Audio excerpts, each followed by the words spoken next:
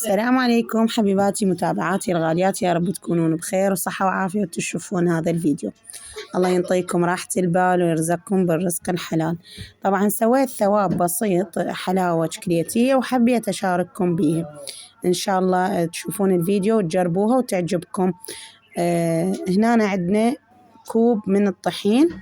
أول شي خليته حتى شوية يتحمص. طلعت ريحته إنه ضفت الحليب كوبين، يعني إذا خليتي كوب طحين تخلين كوبين حليب. إذا خليتي يعني مضاعف، يكون الحليب لازم يكون مضاعف للطحين. فأظل هنا أحمص بيه على نار ناصية، لأن تدرون الحليب بسرعة يحترق، لحد ما يصير لونه شكليتي. يعني هسه أنا خالة يمي شكليته، ولما شفت لونه صار مثل لون شكليته إلا وقفت خلط. النوب هنا خليت الشكر ينحط نص كمية الطحين والحليب. يعني إذا خليتي كوبين حليب بكوب طحين، هاي صار عندك 3 أكواب، فشقد تحطين شكر؟ تحطين كوب ونص شكر. هاي للي ما يحبوها حالية، كلش يحبوها وسط. وطبعا ضفت الهيل وضفت الماء وظليت أخلط بيها.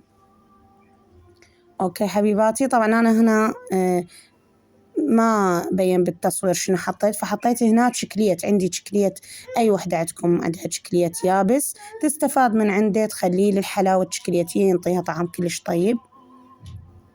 وأظل أخلط بيه لحد ما يبدي يثخن الحلا، يبدي شوي يثخن. أضيف الجوز، هاي خطوة اختيارية. الجوز هنا زبدة خليت تقريبا خاشوقتين أكل، وفانيليا ظرفين، وأظل أخلط بيها على نار هادية لحد ما يثقل قوامها.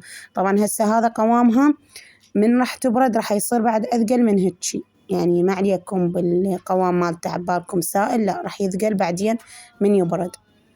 وهاي وإذا أردتوها بسرعة تثقل عندكم، على جهة سووا بقلاص خاشوقة أكل نشا، ذوبوهم بشوية ماء وخلون عليه وخلطوا ويثقل بسرعة. إن شاء الله تعجبكم الطريقة، ومع ألف سلامة.